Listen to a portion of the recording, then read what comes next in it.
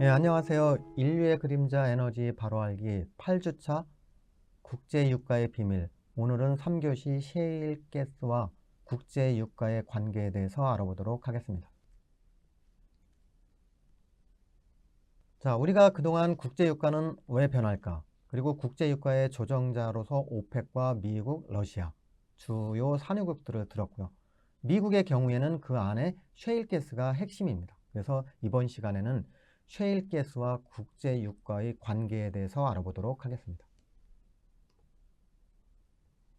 자, 셰일가스의 파급 효과는 시장에 반응하는 안정적인 공급원이라는 말을 하고 있습니다.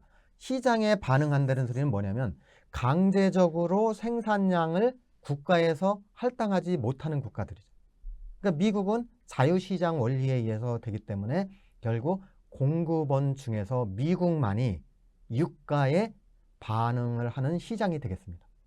그리고 이 셰일가스 때문에 미국이 에너지 독립국가가 되면서 러시아와 에너지 패권 다툼을 한 거고, 이 얘기는 결국 러시아와 연결되어 있는 유럽에 미국의 힘이 더 강해지면서 러시아의 세력이 약화되는 구실을 실제적으로 할 수 있고, 그 다음에 중동 자체는 미국이 꾸준히 중동의 길을 열었죠. 그래서 항상 이쪽에 많은 에너지 확보를 하기 위해서 노력을 했는데, 이제는 자체적으로 에너지 확보가 됐기 때문에 결국 중동의 역할이 과거보다는 많이 약해졌다는 거죠.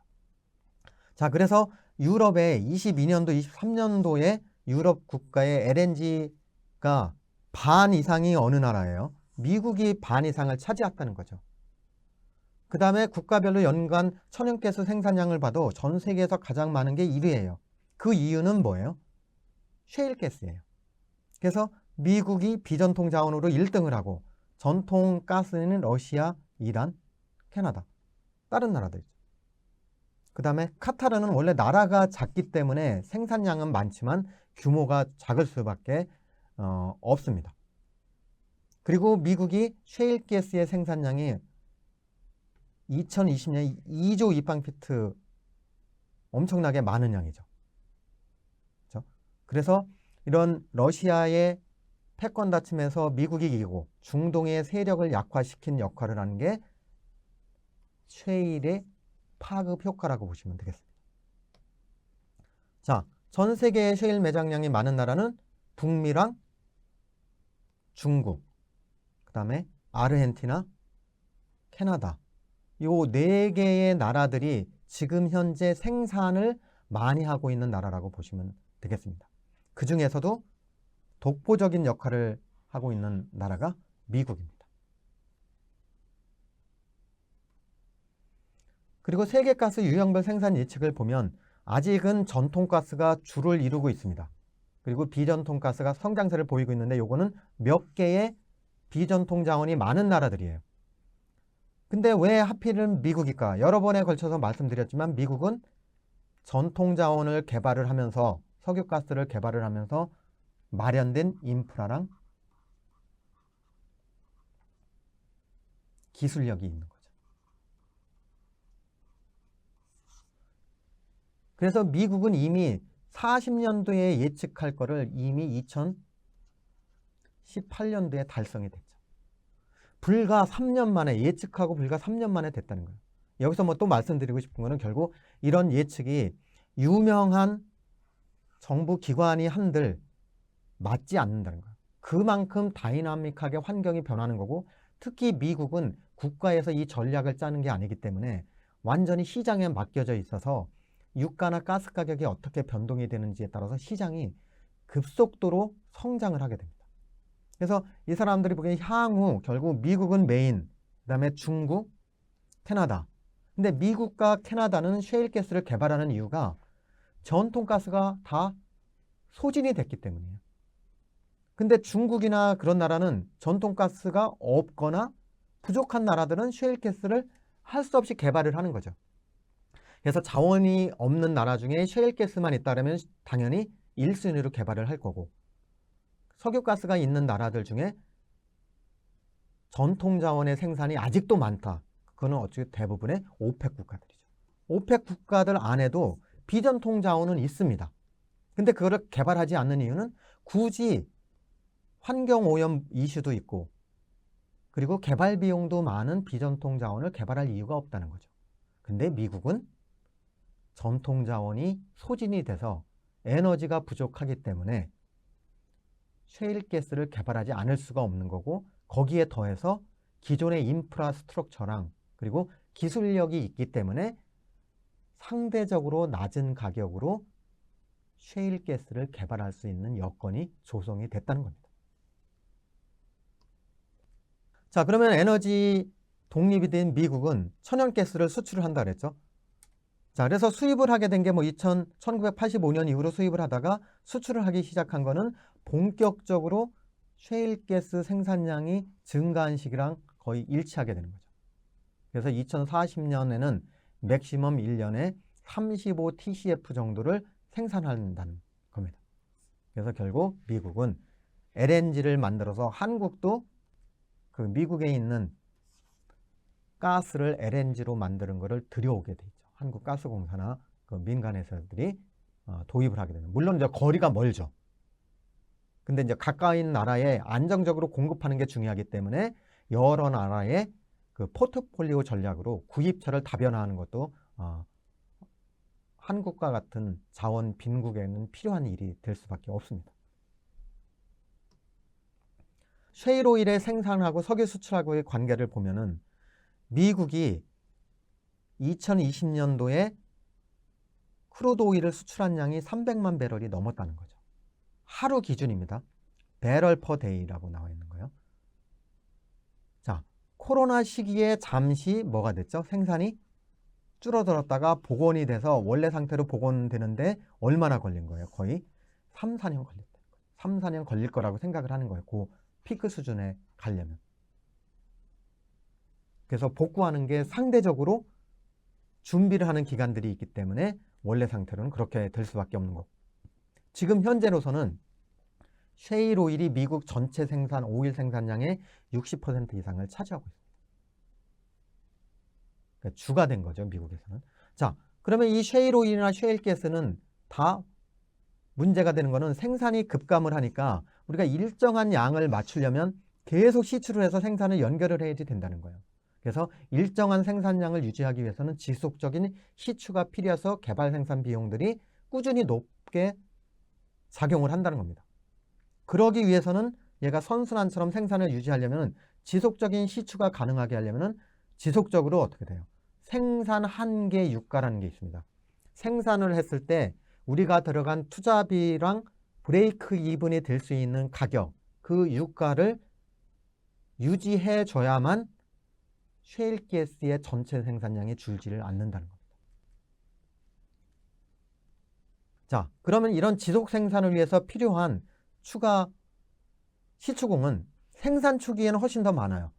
1, 2년 차에는 원래 시작한 거의 반 정도 50%를 추가로 시추를 해야 되지만 시작한 거에 후반부에 가서는 20에서 30%만 시추를 해도 된다는 거예요. 그래도 수백 개를 계속 시추를 해야 되는 거죠. 해마다. 그래야 생산량이 여기에서는 큐뮬러티브 생산량이 리니어하게 된다는 소리는 매년 생산량이 일정한 값을 유지할 수 있다는 거죠.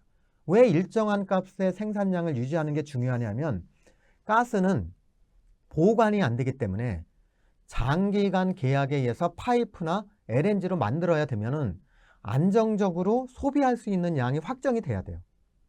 그렇기 때문에 개런티를 해야 됩니다. 파이프라인에 우리가 100을 항상 파이프라인을 통해서 석유가스를 보내주겠다.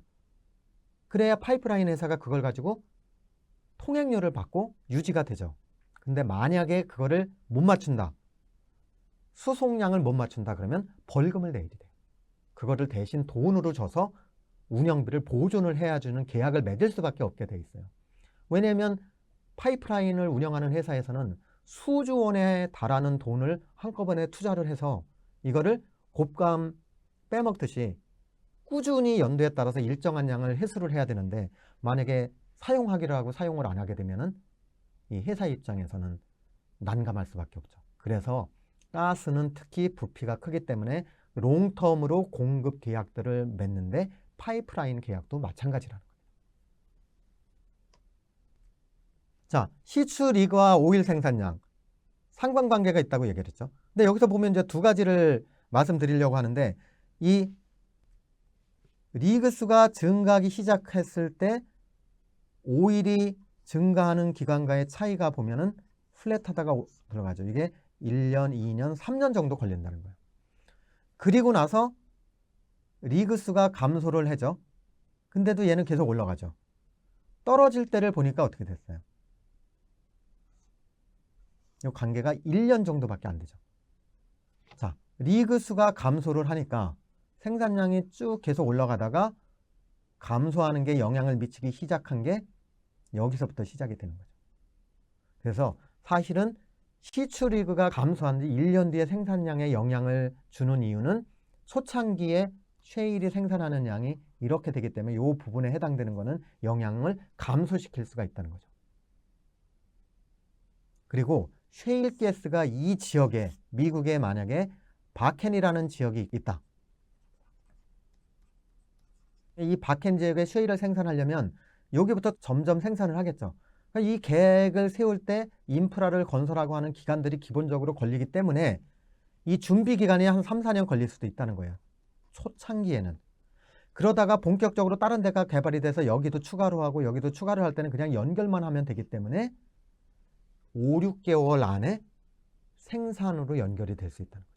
그래서 생산이 되는 쉐일을 개발하는 초기 상태에서는 생산량의 증가까지 리드 타임이 상대적으로 3, 4년이랑 길었지만 생산이 본궤도에 올라가서 추가적인 시추로 생산을 유지할 때는 결국 생산량과 관련된 거는 짧게 6개월 안에도 리그 수와의 상관관계가 나타날 수 있다는 겁니다.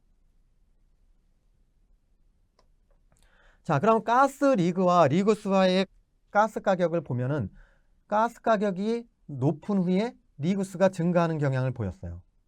지금 보면 이제 가스 가격들이 내추럴 가스가 마르셀러스라는 지역의 펜실베니아 주가 동부 쪽입니다. 그쪽에 리그 수하고 생산량하고의 관계를 보여주는 거예요. 그럼 생산량이 이렇게 증가를 했죠. 근데 리그 수는 여기서 피크를 했죠. 그러니까 피크가 이 정도 차이가 난다는 거죠. 한 2년 차이 나네요. 2년 정도. 그래서 리그 수 증가 현상과 가스 생산량이니까 그럼 여기서 거꾸로 생각하면 뭐를 우리가 눈치챌 수 있죠? 아, 리그 수가 감소하기 시작한다 그러면 생산량은 언제 감소하기 시작하느냐? 2년 후에 감소하기 시작을 한다는 거죠.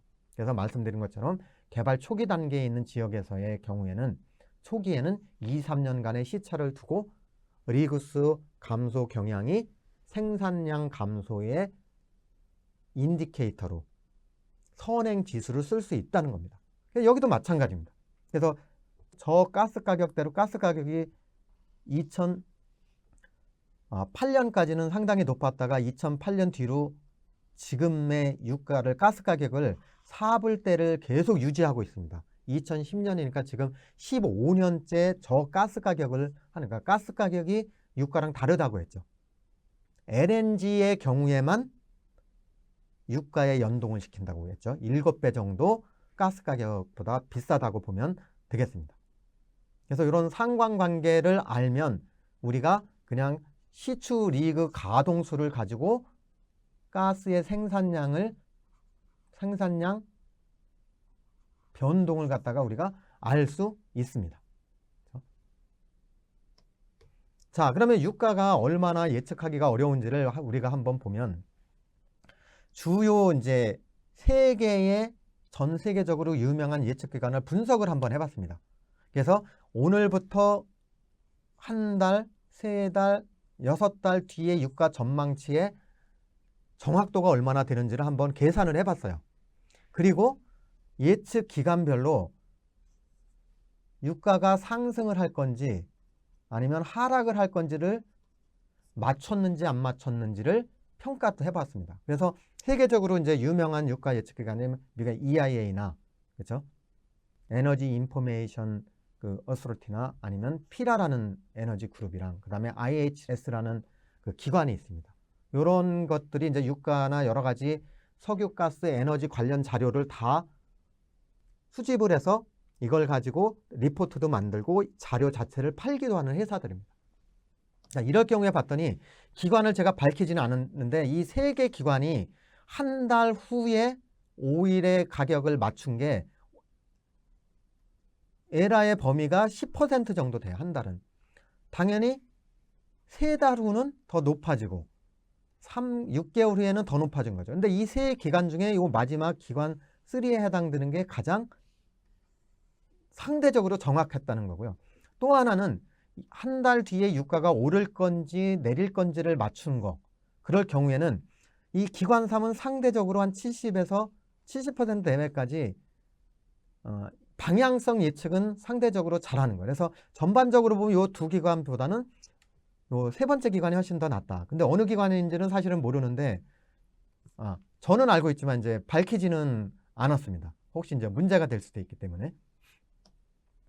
자, 그 다음에 이제 우리가 관심 있는 거는 유가를 예측할 때 경향성, 오를 때 오를 건지 내릴 때 내릴 건지를 평가하는 방법을 이게 심리적인 요인들이 많이 들어가 있습니다. 여기에 보면은 요 시점에서의 유가를 향후 유가를 이렇게 예측을 한다는 거예요. 그래서 화살표나 요 그래프가 밑으로 내려간다는 거는 하향 예측을 한다는 거죠.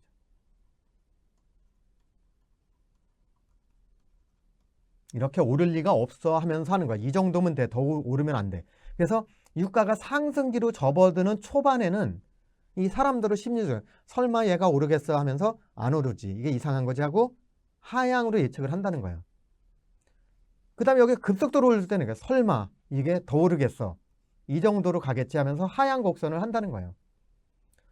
그 다음에 장기적으로 되면 이 정도로 계속 평탄하게 고유가로 갈 거라고 예측을 했다는 거예요. 근데 하강기로 접어들면 얘를 안 내려요. 잘. 그죠? 여기에 보면 또 어떻게 됐어요? 하강기에서 설마 더 오르겠지 하고 다시 상향. 여기에는 결국 심리적인 영향이 있어서 상승기, 유가 상승기 초반에는 떨어질 거라고 하향 예측하는 경향이 있고 하강기 초반에는 설마 얘가 더 떨어지겠어 하면서 상향 예측하는 경향들이 있다는 겁니다. 자, 그러면 이제 최근의 유가 동향을 보면은 셰일 오일 등장으로 이제 오펙이나 러시아의 영향력이 감소한 거는 이제 사실로 확정이 됐고 전반적으로 지금 현재는 유가가 70불에서 80불대로 해요. 이런 밴드 형태를 갖고 있다는 거는 장점이 될 수도 있습니다. 왜냐하면 미국의 셰일 가스가 오일이 나오면서 셰일 오일이 생산량이 800만 배럴이라고 했죠. 800만 배럴이 전 세계가 1억 배럴 정도 생산을 하고 있어요. 1억 배럴 중에 800만 배럴이면 8%죠. 미국의 셰일 오일이 차지하는 게 8%를 차지하고 있습니다. 근데 이 8%가 800만 배럴에서 더 늘어날 수 있고 더 감소도 할 수 있죠. 근데 유가에 따라 가지고 떨어지면은 시출을 안 하니까 바로 생산량이 1, 2년 안에 감소를 하고 또 유가가 높아서 시출을 하면 생산량이 증가를 해서 또 1, 2년 뒤에 공급량이 늘어나겠죠. 그래서 등락이 거듭할 동안에 어느 일정한 밴드 안에서 유가가 넘을 거라고 가정을 하는 게 사람들이 60에서 100불을 보는 거예요. 장기적으로. 근데 이 예측하는 사람은 95%의 확률로 잘못됐을 때는 40불 이하로 떨어질 확률도 있다는 거예요. 확률이 5% 정도다. 그리고 140불이 될 범위도 5% 정도까지 되니까 요 인터벌 안에서 유가가 변할 거라는 거죠. 뭐 이런 말은 여러분들도 할 수 있겠죠. 그죠? 그래서 정확히 예측하는 게 어려우니까 쇼텀으로 에스티메이션을 한 STO 가격이 요 정도 된다는 거예요. 그 다음에 니맥스에서 뉴욕 시장에서 나와 있는 대부분의 사람들이 70에서 80을 유지할 거라고 보는 게 타당하다고 생각을 하는 거예요. 근데 물론 이 6, 70불로 예상되는 거에 따라서 석유를 생산하는 업자들이 전략을 짜면 공급에 영향을 미쳐서 결국 유가가 다른 방향으로 튈 가능성도 높아질 수밖에 없습니다. 자, 이상으로 그 8주차 강의를 모두 마치도록 하겠습니다. 감사합니다.